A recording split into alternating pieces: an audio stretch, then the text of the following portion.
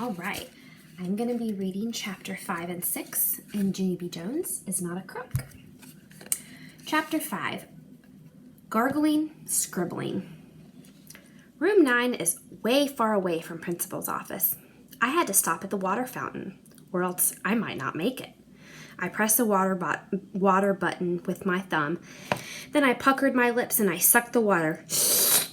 I didn't even put my mouth on the spout, because that's lip dirt on that thing, of course. I sloshed the water all around in my cheeks. Then I bended my head way back and I did some gargles. I could gargle very perfect, except I can't keep the water in my actual mouth. It ran out of the sides and dribbled on the floor, and I splashed in it with my toe. That's when I saw something very wonderful down there. Hey, it's one of those pens that writes 4 different colors, I said. I quick picked it up and pushed the little red button on the top, and a red pen popped out of the bottom. I scribbled red scribble all over my hand. Wowie, wow, I love this thing, I said. After that, I pushed the green scribble pen button and scribbled green scribble, and I pushed the blue button and scribbled blue scribble. So there's Junie B scribbling away. Plus, also, I pushed the black button and scribbled black scribble. This pen makes scribbling a pleasure, I said. I put it in my pocket and started skipping to room 9. Only too bad for me, because all of a sudden I remembered about the lost and found. I stopped. Oh no, I wish I didn't even remember about that, I said. Now I have to take my pen to the lost and found, or else I won't wear a grin. I did a frown, because something didn't make sense here, that's why. Yeah, only I was already wearing a grin, I said. I wear a grin as soon as I saw this wonderful thing, and so taking it to the office will only make me sad. I tapped my chin. Maybe Principal's a little mixed up about this, I said to myself. I'm pretty sure I'll be happier if I keep it.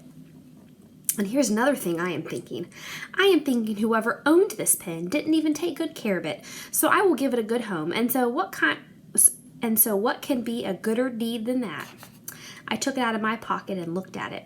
Plus, this even makes sense, because first I got my mitten stolen, and then I couldn't have the teddy backpack, and so keeping this pen is fair and square. All of a sudden, my whole face lighted up, because I just thought of a different poem, that's why, and it's called Finders, Keepers, Losers, Weepers.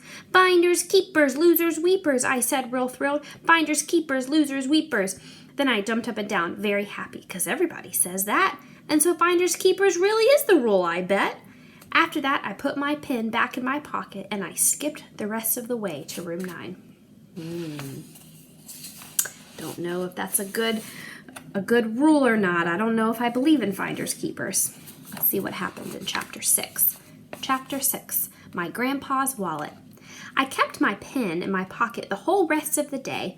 I didn't want people to see it, or else they might tattletale to Mrs., and she would make me take it to the lost and found. I behaved myself very good, because I didn't want to attract attention, that's why. I kept my hand in my pocket so my pen would not fall out. Also, I kept thinking about my mittens, because I still miss those furry guys. I put my head down on my table. Maybe my Grandpa Miller might buy me some more furry mittens, I whispered, because that would be a perfect solution, I think. I raised up my head. Hey, yeah, then I would have wonderful new mittens, plus a wonderful new pen, and so what more could a girl ask for? That's what I'd like to know. I sat up in my chair and tapped on Lucille. Guess what, Lucille? Maybe my Grandpa Frank Miller might buy some new mittens, and then all my troubles will be over. Lucille said, whoop-de-doo for me. I know it is whoop-de-doo, I said, real thrilled, and so thank you for your support. After school, me and my bestest friend named Grace rode the bus home together. I run home from my corner like a speedy bullet. My Grandpa Frank Miller was babysitting my brother named Ollie. Grandpa Frank Miller, we gotta go to the mitten store, I hollered real loud. And there's Junie B pulling her grandpa's hand, and there's her little baby brother sitting in his lap. Grandpa Frank Miller was in the living room rocking Ollie. He looked funny at me. Go where? He asked. To the mitten store. We gotta go to the mitten store. I pulled up his hand. Get up. Let's get a wiggle on it. Grandpa Miller looked confused at me. That's how come I had to sit down and I told him what happened at school. Someone stole my mittens, I said. They stole them while I was being Brownie, and I didn't even know there were crooks at that place. Grandpa Frank Miller shook his head very sad.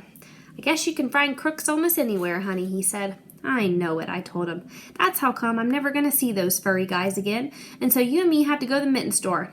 I felt in his back pocket. Then I danced around real thrilled. Hooray, I shouted. Hooray for your big fat wallet, 'cause you got cash in there, right, Grandpa? Right?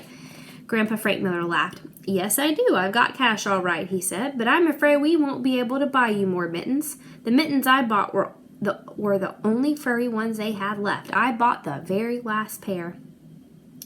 Just then all the happy went right out of me, 'cause I didn't actually count on this terrible development. Yeah, only we have to, Grandpa. We have to buy more furry mittens, or else what will I even do? Grandpa Miller ruffled my hair. Did you look in the lost and found at school, he said. I did a sad breath. Yeah, only that dumb thing doesn't work that good, 'cause people don't always turn stuff in. I patted my new pin in my pocket. Trust me on this, I said real soft. Well, your mittens could still turn up, he said. Folks will surprise you sometimes. Then he told me a story about his wallet. A few years ago, I lost my wallet at the mall. I was sure I would never see it again, he said. I bobbed my head up and down. I know it. That's because of finders, keepers, losers, weepers, I said. Finders, keepers, losers, weepers is the rule, right, Grandpa? Grandpa Miller smiled. Well, it might be the rule for some people, he said, but luckily it's not the rule for everyone. Because the very next day, when I went out to get the mail, there it was. My wallet was sitting right smack in the middle of my mailbox, and not one single penny was missing. His eyes looked happy and sparkly. Can you imagine that little girl, he asked.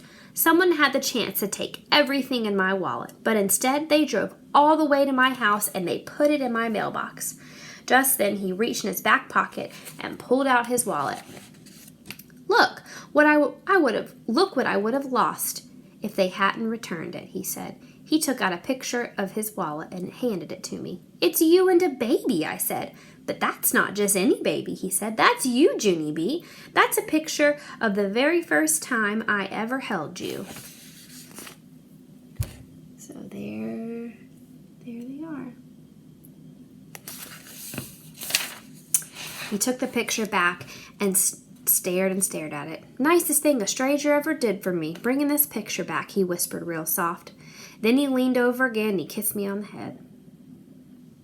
So I'm wondering if Junie B. Jones is feeling a little bit different about finders, keepers, losers, weepers. We will find out tomorrow in Chapter 7.